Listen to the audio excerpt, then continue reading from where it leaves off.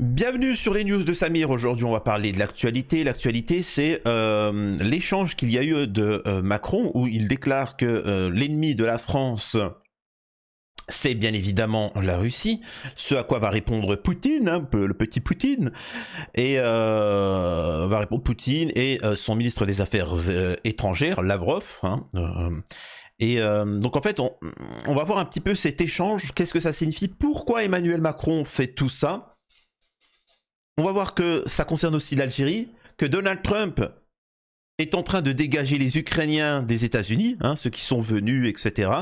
Donc c'est quand même assez exceptionnel tout ce qui est en train de se passer. Nous avons des gens qui souhaitent la ère et qui sont passés pour les gentils. Il y a ceux qui veulent la paix qui passent pour les méchants. Donc voilà. Donc, alors Emmanuel Macron nous explique qu'il ne faut pas rester passif, hein, qu'il ne faut pas regarder sans rien faire. J'ai envie de dire, c'est un petit peu ce que tu as fait sur la Palestine depuis de longues dates, et puis pourtant, on ne t'a pas tenu rigueur de tout ça. Bref, avant de démarrer la vidéo, je vous invite bien évidemment à vous abonner, laisser un petit commentaire pour échanger sur le sujet de la vidéo, donner vos points de vue et ne pas hésiter à faire des dons sur Tipeee. Vous pouvez tous donner 1 euro au moins, hein, ça serait quand même assez exceptionnel. Et en ce mois de carême, pour cette période du carême et du ramadan. Alors, il y a plusieurs points à vous notifier, comme vous le savez. Nous sommes à un point où la ère en Ukraine va s'arrêter et c'est dramatique pour certains. Il y a ce qu'on appelle l'État profond qui vise à détruire les nations, les peuples et les dominer. Et aussi la corruption et tout ce que tu veux. Bon, ça c'est une chose. Emmanuel Macron, avant de vous montrer la réponse de Poutine et tout ce qui s'ensuit, il faut faire une petite analyse psy d'Emmanuel Macron. Emmanuel Macron est quelqu'un... c'est un pervers narcissique, c'est quelqu'un qui espère plaire aux gens.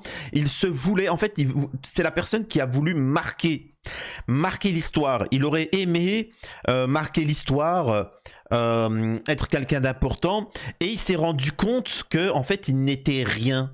Voilà, il était juste pathétique. Et donc, il se rêve.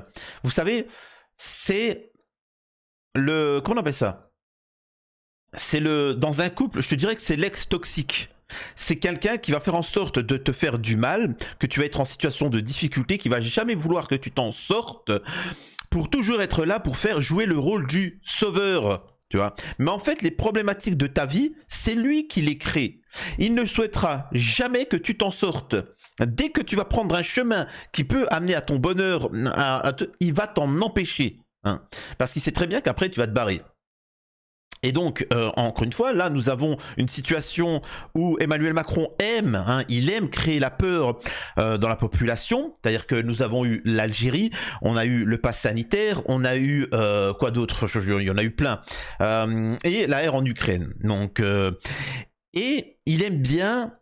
Vous savez, en fait, c'est un dictateur, hein. Contrairement aux autres, c'est un dictateur. C'est-à-dire qu'il aime cette période où tout le monde est chez soi, on lui obéit et on l'écoute patiemment. Là, par exemple, je sais qu'il y a des gens qui ont eu peur, je sais pas pourquoi, qui ont peur du discours de Macron qui les envoie la R ou pas. Les mecs, vous avez peur de quoi? Mais ça le fait jouir. Ça plaît à Macron parce qu'il se dit waouh, j'ai un pouvoir de vous faire du mal, machin. Non, faut l'ignorer, il n'est rien. C'est-à-dire, faut l'ignorer.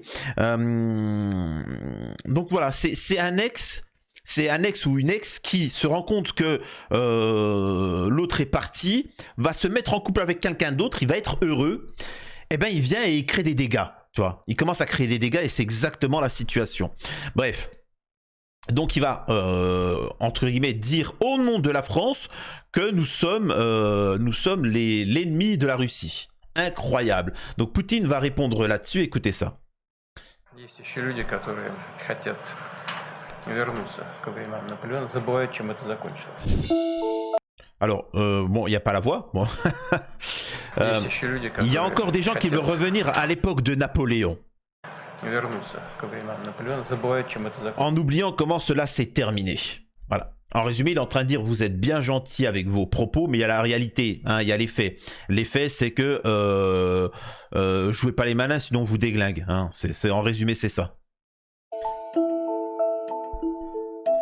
Pourquoi ils nous mettent de la musique? C'est fou ça. Bon, là, ils remettent les propos d'Emmanuel Macron sur le fait que l'ennemi de la Russie, c'est la France. Mais pourquoi on se mêle? Mais pourquoi tu fais ça? Mais pourquoi? C'est-à-dire qu'on se prend des balles perdues, mais pour rien. C'est-à-dire que c'est nous, c'est plus des balles perdues, on court devant. Parce qu'on en a rien à faire. C'est incroyable. On n'a rien demandé. On t'a rien demandé. C'est incroyable. Конечно, это угроза в адрес России. Если нас считают угрозой, собирают... Alors attendez, mais là, qu'est-ce qui se passe là? Pourquoi ils font plus de voix là, de voix off? C'est bon, c'est fini, ils font plus, ils sont au chômage. C'est incroyable ça. Oh, je peux pas tout faire moi. Alors attendez, on va baisser le son. Ça c'est Lavrov, hein, le ministre des Affaires étrangères, chef de la diplomatie russe. Bien sûr, c'est une menace à l'égard de la Russie. S'ils nous considèrent comme une menace, organise une rencontre de chefs d'état-major de pays européens et de la Grande-Bretagne.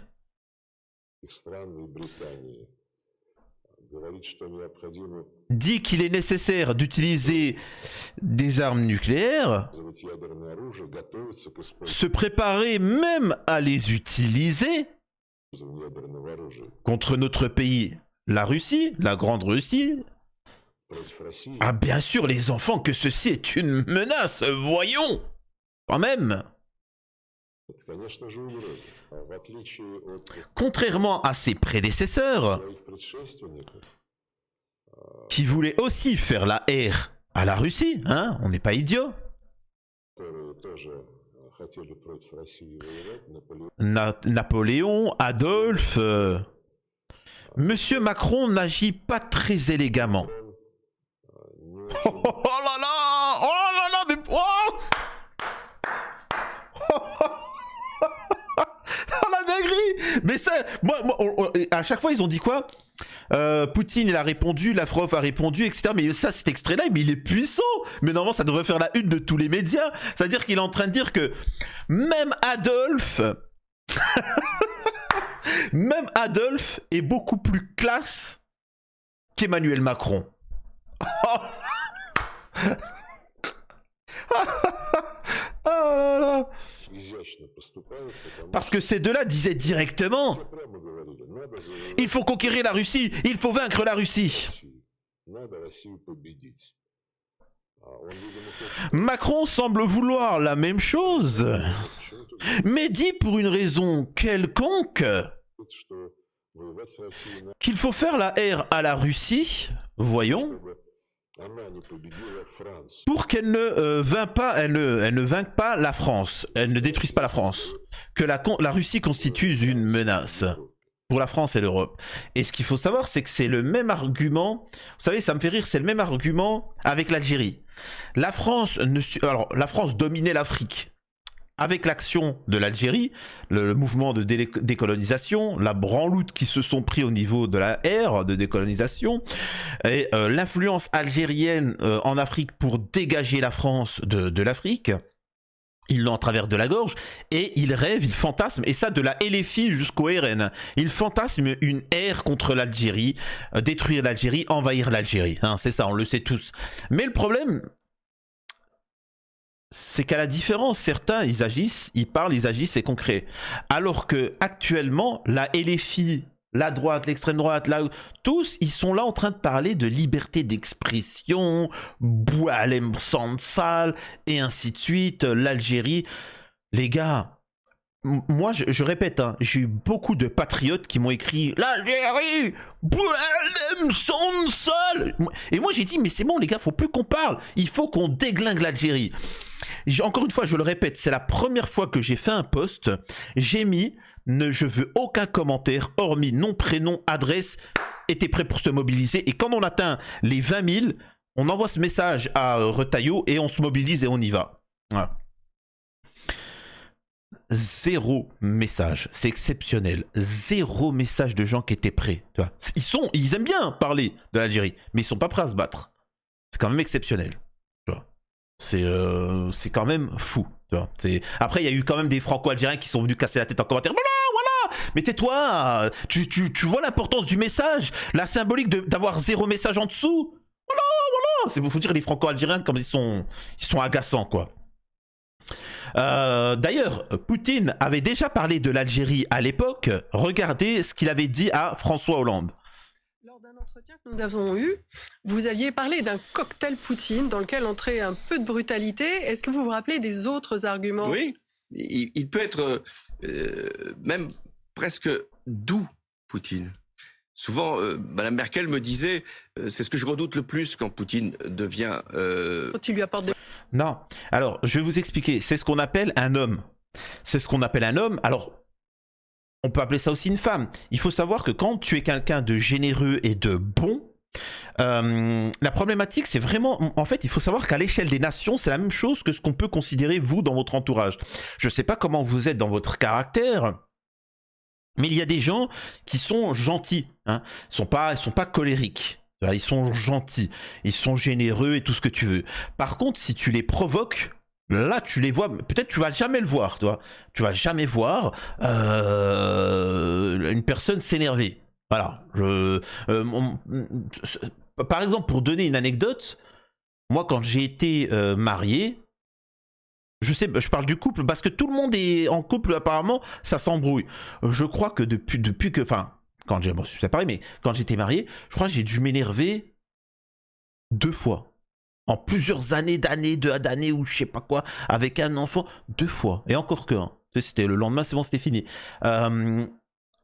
En fait, t'as des gens, ils sont frustrés et ils ont besoin de jouer les malins, de jouer les gros bras. Souvent, d'ailleurs, par exemple, ceux qui cherchent le plus les embrouilles, tout ce que tu veux, c'est souvent les petits tout maigres, agressifs, complexés. Hein. C'est souvent ceux qui sont complexés. Tu vois. Par exemple, là, certains, il y a des gens qui critiquent mes cheveux. Mais pourquoi tu fais ça? Pourquoi tu fais? Mec, ils sont même pas coiffés, il y a rien du tout. Mais c'est des crânes chauves. C'est des crânes chauves qui écrivent des commentaires parce qu'ils sont frustrés. C'est toujours comme ça. Et donc Poutine, il n'a pas à être méchant. Vladimir Poutine, il vient, il parle avec moi, il se comporte gentiment. Il va dire bonjour, machin, j'ai apprécié tes vidéos, abonnez-vous à la chaîne de Samir, les gars, tu vois, et ainsi de suite. Quand il va en Algérie, ça se passe très bien, Poutine, parce que il manque pas de respect. Par contre, si tu viens et tu commences à manquer de respect, tu vois, il va venir, il va te remettre à ta place. C'est comme ça. Et regardez ça. Presque gentil. Quand tu lui offres des fleurs. Quand il lui offre des fleurs, quand il parle lui-même en allemand, etc. C'est là qu'il peut, à un moment, préparer son offensive. Poutine est capable. Et en fait, Poutine, il peut offrir des fleurs à une femme, il peut être très gentil, galant, oui. Si tu lui manques pas de respect, il est gentil. Par contre, là, ça vous montre la mentalité des Français. C'est-à-dire que du moment où t'es gentil, t'es généreux, tu parles correctement, pour eux, ils pensent que t'es une chouin. T'es une chouin. Non, non. Tu vois, au contraire, moi, quelqu'un qui me parle correctement, je vais lui parler encore plus correctement. Tout simplement, je vais pas abuser. Alors que quelqu'un, il me cherche, oui, je le cherche, tu vois, il va me trouver. Mais en France, c'est l'inverse. Alors que quand on les humilie comme Amisraël les humilie, ils respectent. Par contre, quand tu les respectes, ils aiment pas. Ben voilà, il faut les traiter comme ils le méritent. Hein. Écoutez la suite. Dans une conversation, ça peut être déstabilisant d'ailleurs, de rester calme pendant un temps et de prendre une colère qui va être feinte pour impressionner son interlocuteur. Vous l'avez eu en colère face à vous? Oui, je l'ai eu en colère. Sur quoi? Sur la Syrie. Et qu'est-ce qu'il vous dit à ce moment-là? Il me dit, c'est une phrase qui était complètement insensée d'ailleurs, mais dans un acte de colère qu'il avait lui-même imaginé, en disant ça vous a pas suffi l'Algérie, ce qui était étonnant. Oui. Comme si pour lui c'était comparable. C'est totalement comparable. Vous avez joué les malins avec les Algériens. Regardez ce que ça. Alors, faut bien comprendre qu'à l'heure actuelle, depuis que l'Algérie est indépendante, ça a été une catastrophe économique pour la France. Ça a été qu'une longue déchéance pour la France et ça continue encore. Tout ça, encore une fois, je l'explique parce qu'il y a ça. Il y a le jeu des accords internationaux de la France nos élites politiques ne travaillent pas pour la France. Et là, je ne suis pas en train de parler de partis politiques. Le gauchiste comme le droitard peut en faire le constat. C'est-à-dire qu'il faut bien comprendre, tu peux être d'extrême gauche, tu peux être d'extrême droite et vouloir le bien-être de ton pays, favoriser ton pays et les intérêts de ton pays et avoir une vision tout aussi différente entre gauche-droite. Là, nos hommes politiques de gauche comme de droite ne parlent pas de l'intérêt français. Aucun ne parle de l'intérêt français. Donc ça, c'est la première des choses qu'il faut demander. C'est priorité à la France. Il faut bien comprendre que si la ère s'arrête, vous Français, alors pas vous parce que voilà, parce que les Français nous on est des bénévoles, tu vois, mais il faut bien que vous compreniez que dorénavant on va demander des comptes. On va demander des comptes, on va se dire où est l'argent. Je rappelle qu'à l'époque, il n'y avait pas, on nous avait dit que c'est trop tard, l'Ukraine ne pourrait jamais rembourser l'argent qu'on a envoyé. Trump, il a montré qu'on pouvait. Donc vous allez réclamer, petit à petit, il y a des gens qui vont réclamer à l'Ukraine de rembourser. On va essayer de savoir où l'argent a été, on va voir les conséquences et surtout on va continuer à subir le boycott de la Russie et économiquement, on va s'effondrer. Hein. On est boycotté par Trump, par les États-Unis, par l'Algérie, par la Russie et donc c'est très difficile ce qui va advenir. Et c'est pour ça que Macron décide de poursuivre la ère au moins jusqu'à qu'il se barre. Écoutez ce que dit Le Cornu, ministre des Armées. Il y a forcément de l'argent public, on ne va pas s'y dérober. Il y a évidemment des mutualisations européennes, c'est l'objet du Conseil européen. Je pense qu'il y a des pistes intéressantes de mobilisation de l'épargne des Français, mobilisation volontaire. Des programmes d'armement, c'est de l'industrie.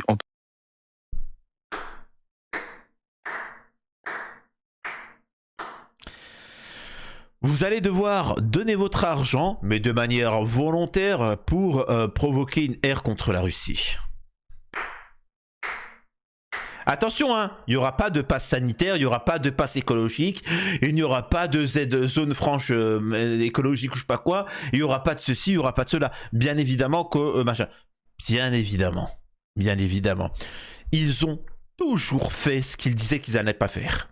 Donc là, ils disent que ça va être volontaire. Ceux qui veulent se faire injecter, ils le font, non, machin. Ensuite, il y aura des coups de pression et ainsi de suite. C'est-à-dire que celui qui ne donnera pas toutes ses épargnes pour l'Ukraine, on dira que ce sont de mauvais Français qui ne soutiennent pas la cause française et que ceux qui ont donné, celui qui aura donné pour la défense française, je rappelle qu'on le fait tous avec nos impôts, mais ça c'est encore autre chose, eh ben il n'aura pas les mêmes droits que celui qui a donné, tu vois. Donc il aura la priorité à Disneyland, il aura priorité dans les hôpitaux, et ainsi de suite, et hop, vous l'avez dans le huc les enfants. Donc voilà, donc quoi qu'il arrive, il faudra que vous donniez la moitié de votre argent de poche, hein. Mais il n'y a pas de souci, le problème, c'est l'Algérie et Boualem Zansal, bien évidemment. Ah là là. En plus, c'est de l'industrie française, on n'achète pas à l'étranger. C'est de la création de richesse sur le territoire national. Donc appeler les Français à mettre de l'argent pour l'armement. Des équipements de défense qui parfois vont avoir des durées de vie de 10, 15, 20. Un porte-avions, c'est 40 années. Ça veut donc dire que vous pouvez amortir.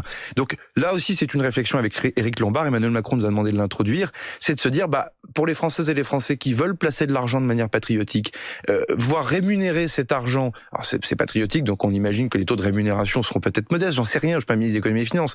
Mais de se dire que cet argent-là va permettre de réarmer le pays, je trouve que c'est intéressant comme idée. Ah là là là là là, qu'est-ce que vous voulez que je vous dise? Qu'est-ce que vous voulez que je vous dise? C'est incroyable. Là, on a, comment il s'appelle, Florian Philippot qui s'exprime. S'il y a un sondage qui met l'AfD devant la CDU-CSU, il est parfaitement possible qu'il déclenche le bouclier démocratique européen. Alors d'ailleurs, sur le bouclier démocratique européen, cette semaine, c'est Nathalie Loiseau qui l'a mis en place. Je vous avais annoncé tout ça le premier. Pendant des semaines, il n'y a aucun politique en France qui a parlé, vous aurez remarqué, je vous l'avais dit, hein, le BDE. Pendant des semaines, moi j'ai annoncé il y a longtemps. En 2024, je vous ai parlé de ce bouclier démocratique européen qui permet de censurer les réseaux sociaux et d'annuler, si besoin, les élections dans les pays membres de l'Union européenne. Pendant des semaines, aucun politique en France ne vous en a parlé. Aucun. Qui empêche les élections démocratiques en France? L'Algérie? Qui censure les réseaux sociaux et les paroles qui ne plaisent pas au système, au régime macronien, au régime français? Qui? L'Algérie? Non. Poutine? Non plus. En fait, on a des ennemis de l'intérieur. Ce qui nous permet d'arriver à comment on appelle ça, à Donald Trump avec les Ukrainiens. Nous avons Donald Trump qui va se débarrasser de comment on appelle ça, de Zelensky. Guerre en Ukraine. Trump envisage de révoquer le statut de 240 000 Ukrainiens réfugiés aux États-Unis. L'administration du président Donald J. Trump envisage de révoquer le statut juridique de 240 000 Ukrainiens ayant fui la ère russo-ukrainienne, selon les déclarations du haut fonctionnaire et des ressources proches du dossier, attendu dès le mois d'avril. Selon ces sources, la décision serait antérieure à la violente altercation entre Zelensky et tout ce que tu veux. En résumé, En résumé, hein, la R elle est finie, barre-toi. Barrez-vous. Voilà. On vous a accueillis comme en France. On vous a donné des logements, on vous a donné des aides, on vous a des machins. Maintenant, vous vous barrez. Hein. C'est clair, c'est net, tu vois. Mais Samir, alors là, t'as toujours des droitards à fleur de lys qui vont te dire « Et tu dis pas ça avec l'immigration africaine !» Mais tu regardes mes vidéos? Non! Bah voilà, tu te tais, hein. Tu regardes mes vidéos et puis tu verras. Alors, il y a aussi le fait que, alors je résume, hein, mais Donald Trump est en train de rencontrer des opposants à Zelensky parce qu'il aimerait bien qu'en Ukraine, disons qu'il y ait quelqu'un d'autre qui dirige le pays plutôt que Zelensky, qui est juste pathétique. Et donc voilà, donc on verra. Espérons que la paix va s'imposer. Espérons qu'en France, les Français vont prendre conscience qu'ils font partie, non pas, ils ne soutiennent pas la France et qu'ils ne se battront pas pour la France, mais ils se battront pour l'État profond, hein. L'ennemi de l'intérieur, que Donald Trump lui essaye de lutter dans son pays, que Poutine lutte ouvertement, que l'Algérie lutte en Afrique contre ça, et ainsi de suite. Donc voilà, reste à nous à soutenir les souverainistes. Que tu sois d'extrême gauche, de droite ou ce que tu veux, un souverainiste n'a pas forcément, peu importe sa couleur politique. Donc dites-moi ce que vous en pensez et je suis curieux d'avoir vos avis. À la prochaine sur les news de Samir. N'hésitez pas à faire un don pour soutenir la chaîne.